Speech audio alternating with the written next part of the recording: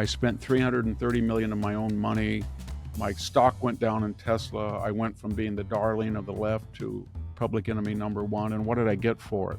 They didn't even do their part and control spending when I was doing my part to try to cut.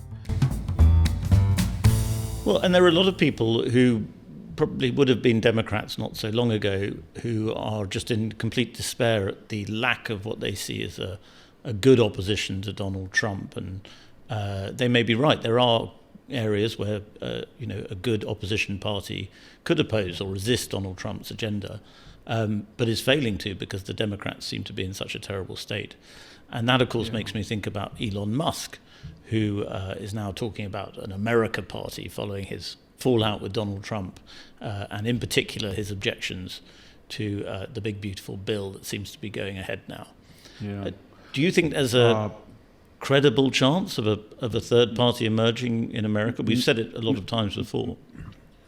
I mean, there never has been. We've had the only there were only two third party efforts. I mean, Eugene Debs and the socialists and all that didn't do well, but there were two serious third parties, but they were kind of unique. And one of them was Teddy Roosevelt and the Bull Moose Party of 1912, where they came in second. They beat the incumbent president, William Howard Taft, but they split the vote and elected Woodrow Wilson, which is informative and instructive because that's exactly what Ross Perot did in 92 and 96. He took 19% of the vote and ensured that George H.W. Bush wouldn't be reelected. And then in 1996, he took 9%, even though he withdrew and came back. And it was kind of a botched campaign, but he allowed Bill Clinton to win with 49% of the vote reelection. And so I think Elon Musk knows that. And he knows that he's not Teddy Roosevelt, but he could play a Ross Perot and leverage. And that's what he's been talking about. He's been talking about primarying Republicans. But if you read what he said, it's a little incoherent because Donald Trump in this second term has been transactional.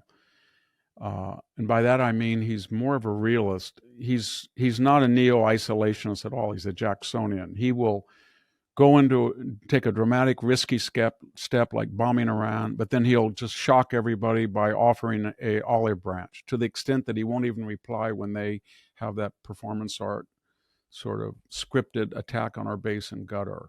Or he'll talk about he stopped all illegal immigration, but he's all talking about doing something with the Dreamers.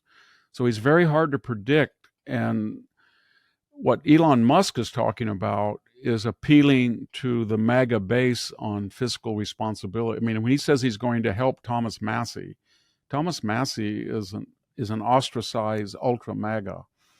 And yet, even when he does that, the people who hate him most are people like Steve Bannon, who have said that he should be deported.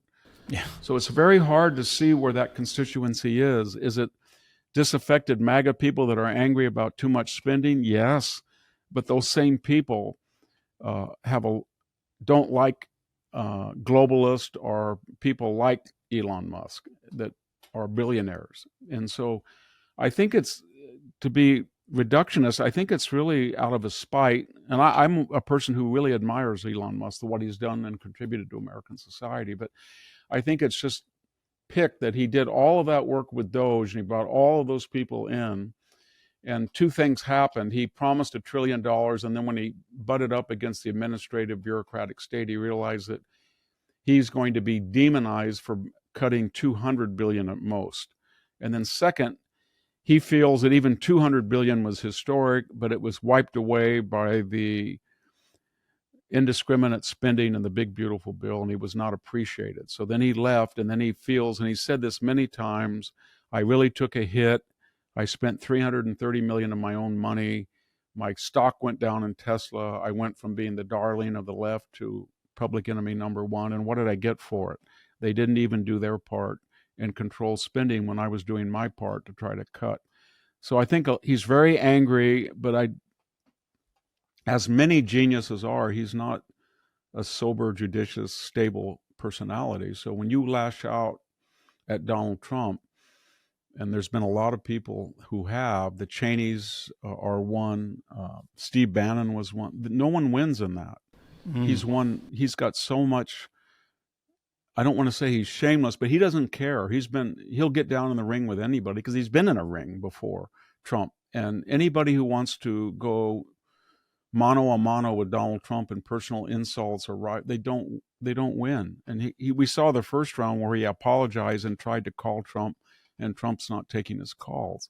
So I think this third party talk is personal. It's understandable. He wasn't treated right. He's angry, but if he's not going to win the second round.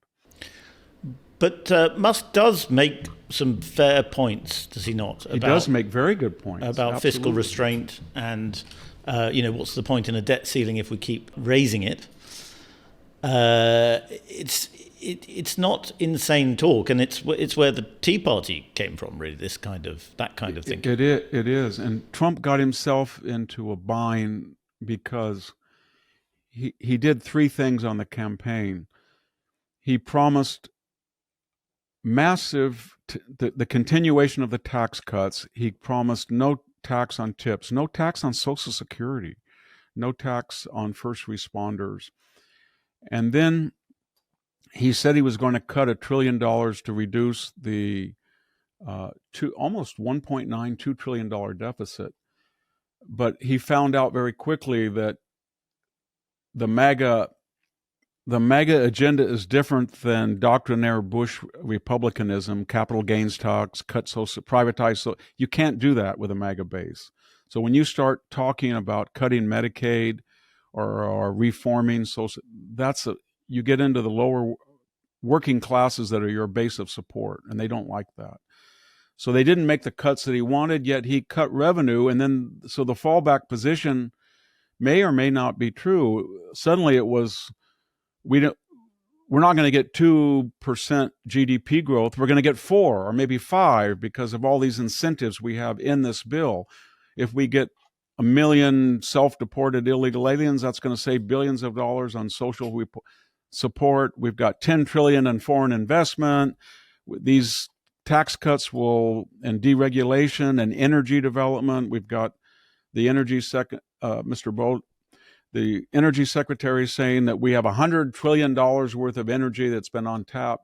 So what I'm getting is it's kind of gimmicky. They're saying we don't really care if it balances out now and we're going to take a hit in 1 year, but because we've deported these people, we're cutting the budget, we cut this, but more importantly, they come up with these equations. For every $1 billion in foreign investment, you get 5,000 jobs. We've got 11 trillion. We're going to get 30 million jobs. We're going to have the golden passport.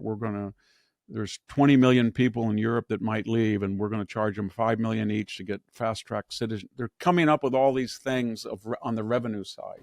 It's kind of Arthur Laffer on steroids, but it's a little different because it's everywhere.